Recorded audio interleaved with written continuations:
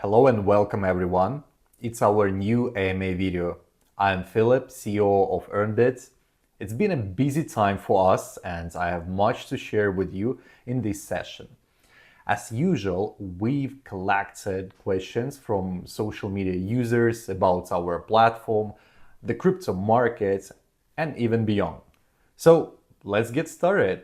The EarnBIT exchange always comes first. Here are some highlights of our work this fall. We've just updated our white paper, tokenomics, and pitch deck. You can download them all with a slick new design from the token page. Generally, we are progressing well along the roadmap. As planned, we have some promising listing candidates, so you can soon see new cryptos on the exchange. Here's another thing. We've done rethinking YouTube Shorts. We've launched a 5-video series for beginners with quick tips on research, choosing tokens, types of fees, and so on. It's our first batch. Feel free to comment and share your feedback. Topic suggestions are welcome, so tell us what content you'd like to see next. I'd like to remind you that EarnBIT is listed on major crypto trackers. CoinGecko doesn't need any introduction. It's the go-to place for real-time data. Secondly, we are on Being Crypto, one of the top 3 crypto publishers in the world. CoinCodex is another popular data source for users and investors. And finally, our app is on Magic Square. It's the first community-driven Web3 catalog with a unique identity verification system for transparent ratings. And with that said, here comes question 1. Have you traveled much lately? Where to? Oh yes, September and October were packed for us. Really packed. Our team was constantly on the move. We hit Bali, South Korea, Singapore, and finally the United Arab Emirates. We started with the Blockchain Summit 2024, jumped over to CoinFest Asia, then Korean Blockchain Week, Token 2049, and Blockchain Live 2024. Each event was unique and gave us something valuable. There are incredible networking hubs. That's where the industry connects. We catch up with old partners and meet new ones. Imagine a room filled with the sharpest minds, all brainstorming on where the industry is headed. We can see what's coming, what other companies are working on, and how we can push innovation forward. We've made some amazing new connections, and trust me, a ton of ideas. It's exciting, but also a process deciding what to prioritize, which partnerships to pursue, and what ideas to bring into the roadmap. You get your brain out there and gain a fresh perspective. We're now looking through those options, figuring out which fits our goals. The potential is massive. It's just about choosing the right direction. Okay, so now let's turn to the market and its biggest stories. Many questions about the United States because elections odds really drive the market. What do you make of Donald Trump's plan for cryptocurrencies? Before I go further, let's only look at facts. I'm not here to promote either party. Trump says he wants to turn the country into the world's crypto capital. He sold NFTs, he has his own DeFi platform, World Library Financial, and there is more. This administration is pretty aggressive. Joe Biden nominated Gary Gensler and crypto skeptic The administration wanted a 30% tax on mining at one point, so the industry wants change, and both sides say they'll bring it. With Harris, details are limited. There is a plan for crypto-friendly regulation tailored to the black community. In July, Trump changed their Republican platform to add BTC mining and self-custody rights. It includes ending Biden's crackdown, blocking CBDC, and preventing government transaction control. So you may think he's betting big one blockchain. For many in the MAGA movement, crypto is a tool for giving power back to the people. However, crypto is also connected with traditional markets, and any president would be expected to make the economy grow. Making the US dollar stronger is not favorable for crypto. Generally, a weaker dollar is better for Bitcoin. The same with bond yields, so it's really important to know the details of the growth agenda. It's unclear how they'll balance crypto with everything else. And anyway, basing investment decisions on promises is always risky. Public figures can say anything for words. In any country, a promise is not an obligation, and the president is not the only decision maker. But generally, we see that the perception of crypto is improving. It was not mentioned in debates, but both candidates want to be pro crypto. The general message is crypto matters. And here's another question directly connected to the presidential race. What's the deal with CBDC? Another interesting point. Trump calls CBDC a threat to freedom, but things with the digital dollar aren't black and white. So, CBDC is a digital currency issued by a central bank. It's not like digital fiat. The money in your bank account basically represents the bank's liabilities. Digital fiat is not like banknotes in your wallet, but CBDC is. Compared to fiat, international transactions are easier and cheaper. Think how much they cost in commercial banks. Retail payments can be more affordable, faster, and simpler. And the government can fight money laundering easily. But there is a catch: privacy. Governments can fight money laundering because they see all transactions. That is a huge concern. CBDCs are not like crypto. Of course, crypto is not perfectly anonymous, it's semi-anonymous. You can connect people to wallets using blockchain analytics, but it's not always easy or possible. Privacy is a big problem for many people. In China, government staff get salaries in their digital yuan, but most convert it to cash immediately. There aren't many active transactions because there is no trust.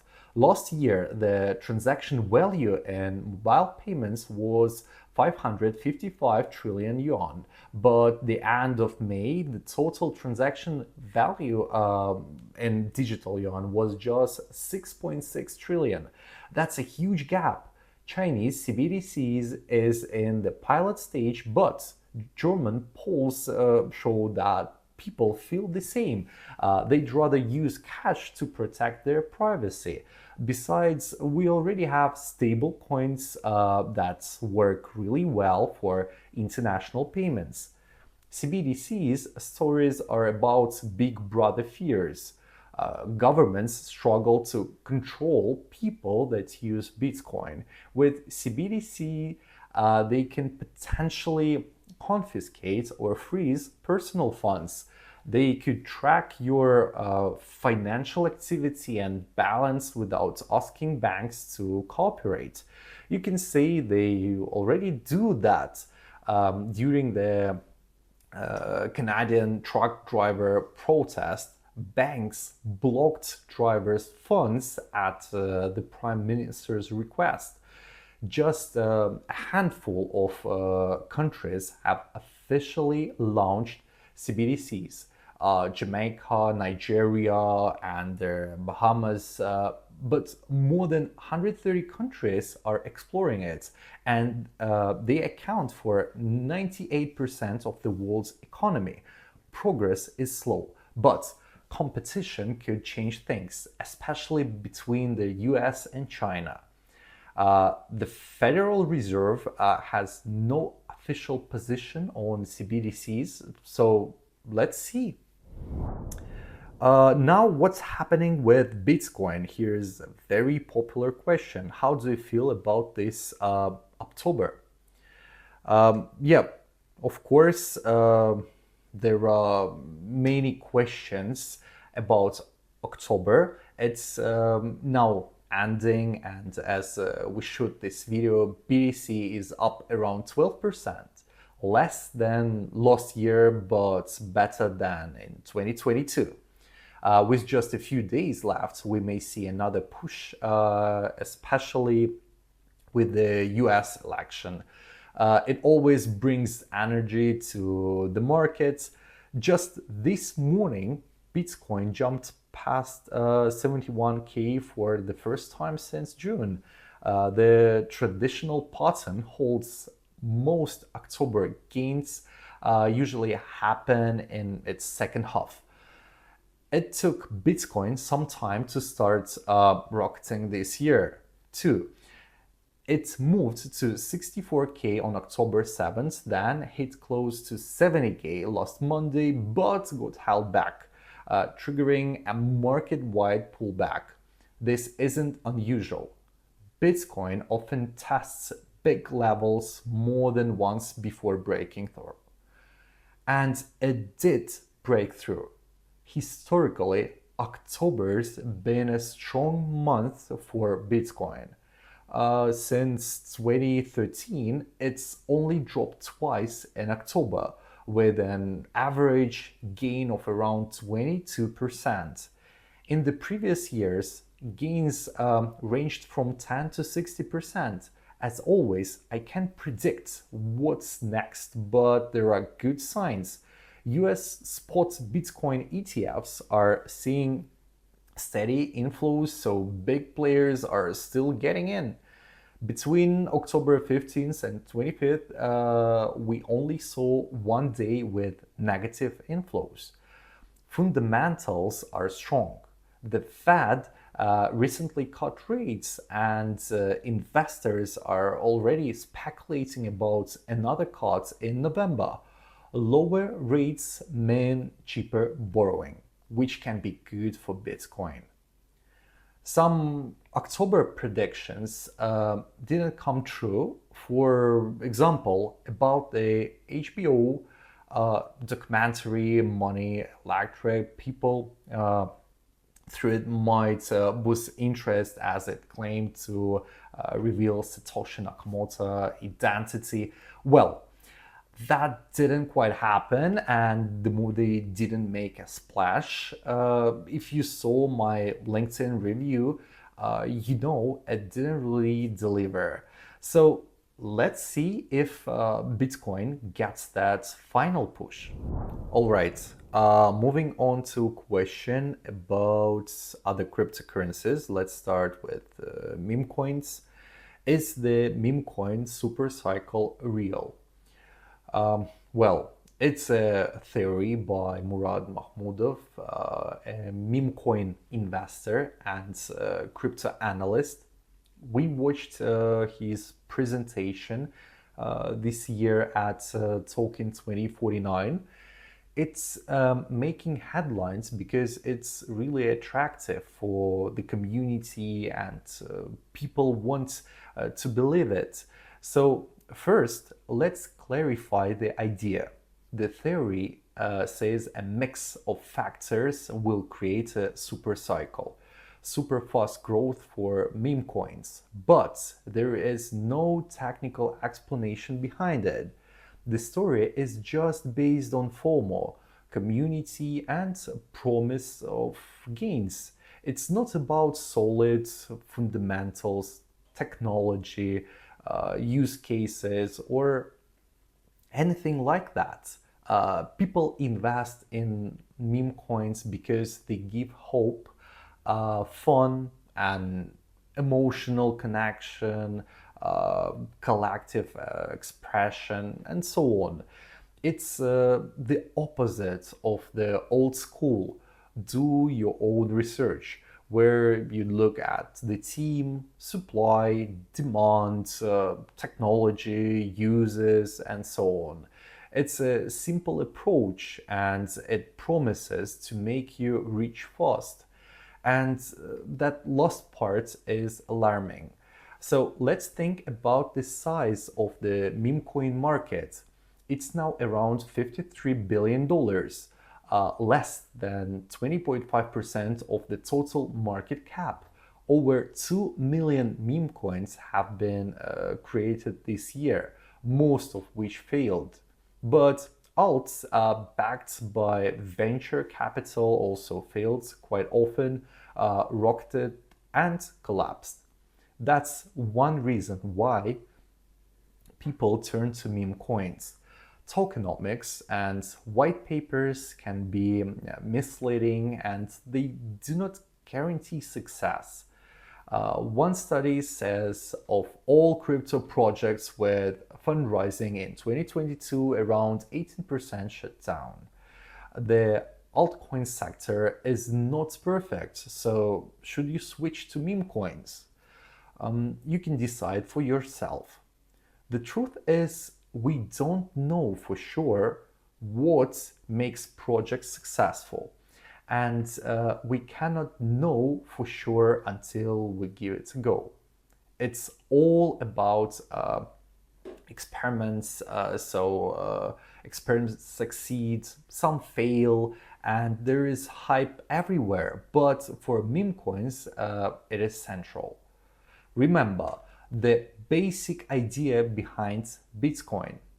It wasn't gambling or speculation. It was there to set you free. Ideas like the meme coin supercycle are supported by speculation. It is a gambling mindset. It's all about luck because FOMO, fun, and community support don't last forever, especially when it's all hype. Don't get me wrong, I don't hate meme coins. They help diversify holdings, but marketers say it clearly. Meme coins are all about fun, which means it's hard to look far into the future and expect anything in long term. Not everyone is comfortable with that, and time will tell who's right. Okay, and so here's another question. Let's talk gaming and blockchain. Do you think the tap to earn industry is dead now? No, but I think it's isn't about the failed hamster combat airdrop. So yes, many users were disqualified and unhappy. Then the Kaizen airdrop flopped. A popular question is about a potential bubble. Will it burst? Let's focus on hamster combat and why it didn't live up to the hype. Trading started in September, and there's many reasons why it flopped. Number one, it's the anti-cheat system. It was introduced very late, just before the airdrop. So many users were cut off. It was a last minute change. Of course, In a perfect world, such things are announced in advance. You define cheating in the terms and conditions, so everyone knows what is allowed and what is not. Secondly, the event was moved from July to September, making players angry. Next, the token value at launch was around 1 cent lower than expected, and it quickly fell. Now it's around 1/3 of a US cent. And you couldn't really do anything with your tokens because of the exchange limits and fees. For example, a player could have a few dollars worth of hamster, but the minimum transaction value of $5 basically blocked small balances. Then there were technical issues with the wallet and so on.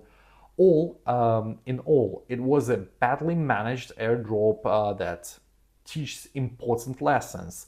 Other projects must do better. The sector is not dead, it's at a crossroads. Games must evolve to keep users engaged and hopeful. Like I said before, innovation means you experiment. When you innovate, you offer something completely new and cannot predict everything. Let's see how other airdrops go. There are multiple upcoming events for games like memecoin, TapSwap, and many others. Okay, what's next? Is Tether too big to fail? Last week, there was a report about a federal investigation into Tether. It came from the Wall Street Journal.